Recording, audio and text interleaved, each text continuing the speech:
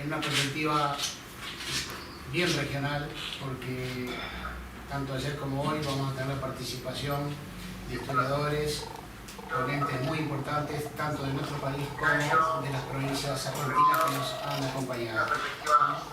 Ayer tuvimos el gusto que nos acompañara historiadores de Buenos Aires, de Corrientes y de Misiones.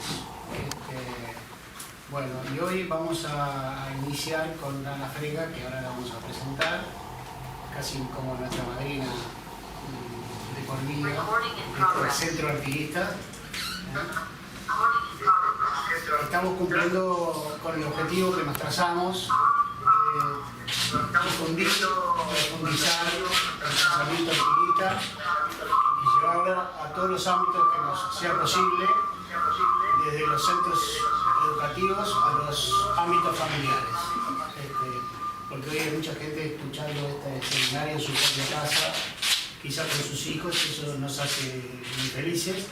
Tenemos acá presencialmente en la APO, que no sé yo, gentilmente sucede para esta actividad, estudiantes del Instituto Profesores Artigas. También esto es un objetivo que nos planteamos y también estamos contentos con eso. Así que bueno, yo simplemente darle inicio formal a esta segunda sesión y le paso a Jimena para que presente a nuestra invitada de honor, la profesora Ana Frega.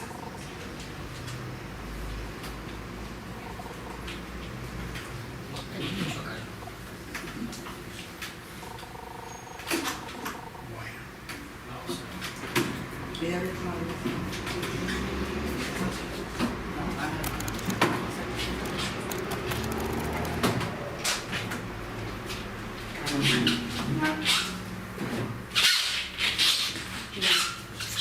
Buen día para todos y todas. Estamos, como dice Ever, iniciando este segundo seminario del CABOR. La segunda sesión del seminario del CABOR, Identidades en Construcción en las Provincias Unidas, Voces Revolucionarias desde el Sur. En el día de hoy nos acompaña la doctora Frega, profesora Frega. Como siempre les cuento cómo va a ser entonces la dinámica. Realiza la ponente su exposición y hacemos entonces una puesta en común, unos breves minutos, entre 5 y 10 minutos, y pasamos al segundo ponente. En el día de hoy son 4 ponentes. El licenciado Franklin, o historiador, el día de hoy por temas de salud no nos puede acompañar. ¿Se escucha bien ahí? ¿Alguien que me diga sí? ¿Sí? Bien. Perfecto, paso entonces a presentar. Doctora Ana Frega, profesora de Historia egresada del IPE y doctora en Historia por la Universidad de Buenos Aires, decana y profesora titular del Departamento de Historia del Uruguay y la Facultad de Humanidades y Ciencias de la Educación de la Universidad de la República, especialista en el estudio de la Revolución de Independencia y los procesos de construcción estatal en el Río de la Plata, especialmente el artiguismo. Entre sus obras como autora o coordinadora se encuentran Pueblos y Soberanía en la Revolución Artiguista del 2007, Historia Regional e Independencia del Uruguay 2009, Los Orientales en Armas, Estudios sobre la Experiencia Militar en la Revolución Artiguista 2015, Uruguay, Revolución, Independencia y Construcción del Estado 1808-1880, 2016, y la vida política de Montevideo en tiempos de revolución, en el 2019. En el día de hoy, la ponencia de la profesora Frega es el republicanismo artiguista en tiempos de proyectos monárquicos. Voy a pasar con ella.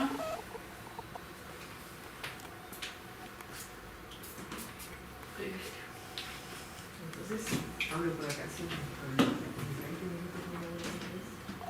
Sí, media hora, bueno.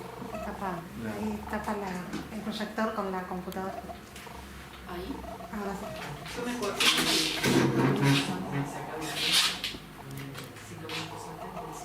Bien. Yo creo que es para que lo recortara. ¿Me puedo sacar el...? Sí. Por favor. agua, Ana, por las dudas. Sí, te agradezco. Y así tenés para compartir Ah, pantalla. perfecto. Y lo tenés ahí. Bueno, buenos días. Buenos días, la verdad que La pantalla, Ana, no sé. ¿Se parece proyectar un poquito más adelante? Ah, vamos, sí. La conexión a Perfecto. internet es muy débil.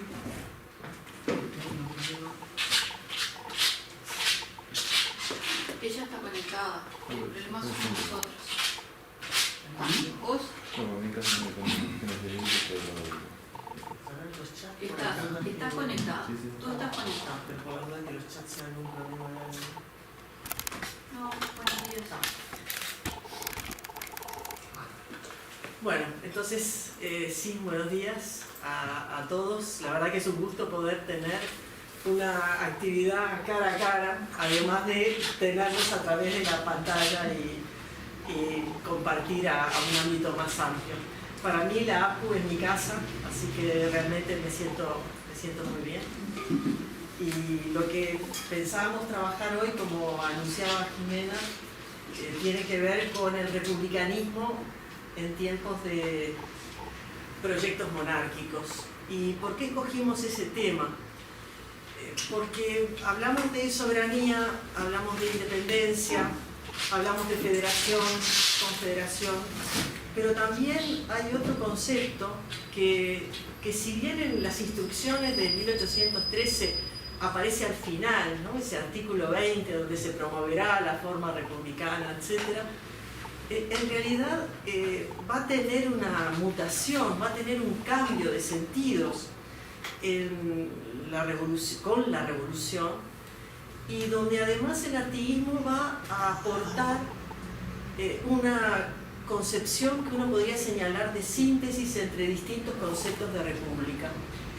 Y eso es lo que quería presentarles. El tiempo, yo les decía, creo que me va a llevar el tiempo que tengo adjudicado, y si no ya pedí que me avisaran, porque como todo tema se puede uno explayar o lo puede uno sintetizar. Entonces, si estamos pensando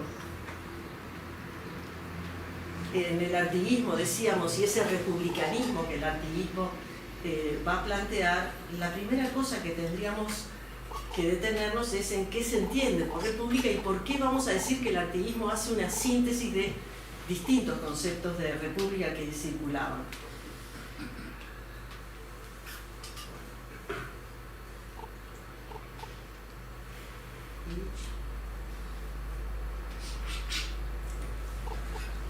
Lo que sí ustedes van a ver en la pantalla, porque a veces no se comparte bien con el Zoom.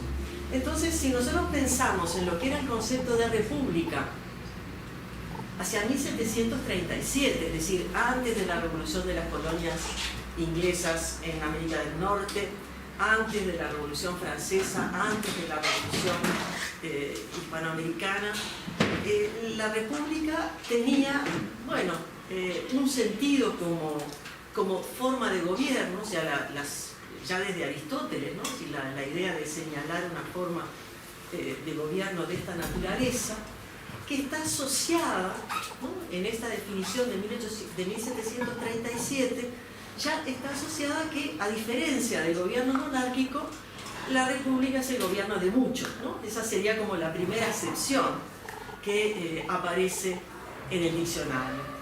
Una segunda acepción, que es la causa pública, el común, la utilidad, es decir,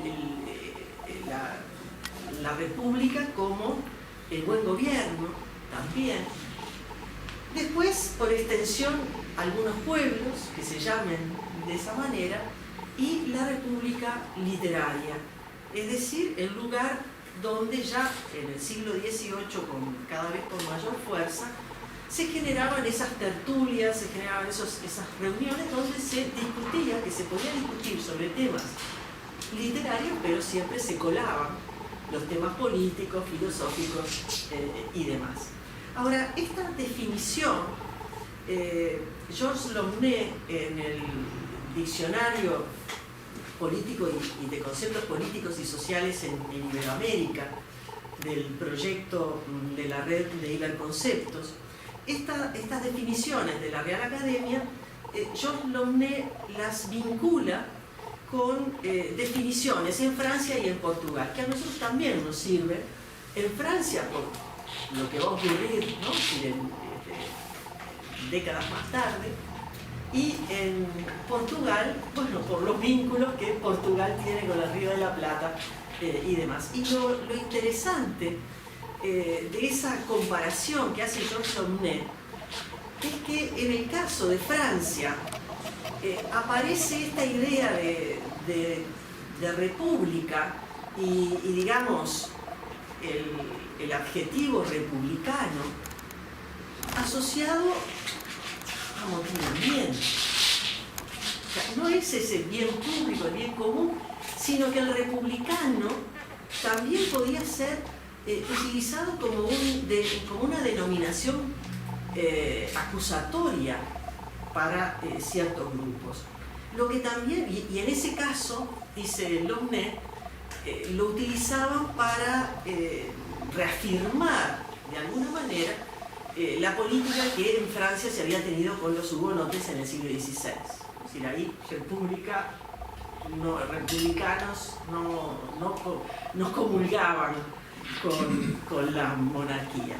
Y en Portugal también tiene esa misma connotación en la época pombalina, ¿no? Digamos, también mediados del siglo XVIII, y en este caso el objeto de esos epítetos negativos no eran los hugonotes, sino que eran los jesuitas, ¿no? Pero adjudicados a unos o a otros, esa idea de república tenía que ver con una cierta oposición con el sistema monárquico, que en su definición no está así, ¿no? Porque ustedes ven el gobierno distinto del monárquico, pero no opuesto. Distinto no quiere decir opuesto. Lo que va a ocurrir con la revolución es que de algo distinto va a pasar a ser algo opuesto. ¿Y quiénes son los que van a ir dando esa idea? Y cómo esa idea a su vez se va a popularizar, porque algo que tenemos que tener en cuenta también es que ya no hablamos de círculos reducidos donde se manejan conceptos políticos. Lo que ha ocurrido en Europa y después en América es una democratización, entre comillas, de esos conceptos en la medida que van a ser objeto de la plaza pública. ¿Sí? De distintos, o sea, cruzando distintos sectores sociales, se va a plantear esta idea. Entonces tendríamos que ir a la presentación, o sea, de dónde va a tomar este republicanismo que plantea el artiguismo, y después vamos a meternos en una fuente en particular que quiero trabajar hoy, que es la figura de Thomas Paine. Si pensamos de dónde pueden venir estas ideas de república, bueno, vienen del pensamiento político español tradicional, de esa idea del bien común, de esa idea de que la república está asociada al municipio, y si está asociada al municipio es compatible con la monarquía, ¿no? Sí, porque el cabildo puede ser la república que integra la monarquía. También viene del derecho natural y de gentes, esos conjuntos de tratados que a veces los agrupamos dentro de una misma denominación, pero que tienen diferencias según los autores. Pero allí también la idea de, bueno, reconocer esa forma de gobierno. Y en lo más inmediato, o sea, lo que está más cercano a una definición republicana, porque recordemos que la revolución en el Río de la Plata comienza en nombre del rey, lo que está más cercano a una definición republicana lo encontramos en los escritos de Mariano Moreno, que se publicaban en la Gaceta y llegaban a Montevideo, llegaban a la banda oriental. Y esto lo quiero recalcar porque a diferencia de otros lugares, quienes forman parte de la primera hora de definiciones políticas no tienen formación ni en Charcas, ni en Córdoba, ni en otros lugares. Estoy pensando, por ejemplo, en Miguel Barreiro, que su formación es en Montevideo, y que va a tener un papel muy importante en estos primeros años, antes de 1814, en que llegue Monterroso nuevamente al rey José Monterroso, el fraile José Monterroso al Río de la Plata. Y entonces ahí esos artículos de Mariano Moreno en la Gaceta, donde en algunos casos inspirado en Rousseau, en otros, bueno, intercambiando el pensamiento político de la época, plantea un distanciamiento del monarca. Y ustedes dirán, pero ¿cómo? Si la Junta Conservadora de los Derechos de Fernando VII, ¿cómo puede pensarse que hay un distanciamiento del monarca? Bueno, porque el pensamiento de Mariano Moreno también es un pensamiento que avanza sobre la República. ¿Y cómo justifica ese cuestionamiento a la monarquía? Sobre la idea del pacto social. Entonces Mariano Moreno reconoce que en el caso de España, los pueblos conformaron una monarquía, dieron un consentimiento para unificar, ¿se acuerdan, no? Digo, los distintos reinos y la idea de Isabel y Fernando, la unificación, Castilla, Aragón y demás, pero la figura del consentimiento, que es lo que según el derecho natural y de gentes da legitimidad a un gobierno, se habría cumplido en... no sé si podemos apagar los micrófonos, porque hay algún micrófono que está prendido por eso, pero... les decía entonces que en España el consentimiento se había dado de alguna forma, o por lo menos en la retórica de Mariano Moreno, ahí en su argumento era decir, bueno, en España legítimo, los pueblos dieron su consentimiento, se hizo el pacto social, hay una autoridad, pero el vínculo entre el rey y los territorios americanos fue a través de la conquista, y si es a través de la conquista, no es el consentimiento, y por lo tanto esa presencia del rey en América es ilegítima. Y esto lo está escribiendo, insisto, en 1810, cuando la Junta es conservadora de los derechos de Fernando VII. Pero estas ideas, ¿no?, que están no solamente en la Gaceta, también en las órdenes del día, en lo que se planteaba como formas diversas de difundir el proyecto revolucionario, cruzan el Río de la Plata y están presentes, y en varias oportunidades tenemos testimonios de personas que así lo refieren, ¿no? Uno va a ser Bartolomé Muñoz, que caminando con Larrañaga, con Damaso Antonio Larrañaga, y teniendo las casetas, ven venir un grupo de españoles, de soldados españoles, y dicen, tenemos las casetas en la mano, vienen los soldados, ¿qué vamos a hacer? Y lo que se les ocurrió, ya que ambos eran naturalistas, ya que ambos se dedicaban a clasificar plantas, animales y demás, agarraron unos yuyos y pusieron los yuyos como si el periódico fuera el contenedor de los yuyos, y su manera de estar por ahí era porque estaban juntando las cosas. Pero este tipo de testimonios lo que nos muestran es que las casetas, aún cuando Montevideo estaba sitiada, Montevideo era españolista, las casetas seguían circulando. Y esto es importante tenerlo en cuenta, porque la circulación de ideas y de personas es una característica, y el proceso del Río de la Plata no puede verse separado de lo que pasa en Chile, porque si en Chile la revolución le va mal, emigran, de lo que pasa en Venezuela, porque llegan los periódicos y se transmite, de lo que pasa en Europa, porque las noticias de que viene una expedición, o las noticias de que Napoleón gana o pierde, no. Entonces, en ese sentido, otra de las fuentes de la concepción republicana del artivismo, decíamos, es esta prensa, estas publicaciones de Buenos Aires. Y la otra fuente que va a llegar, como bien encontró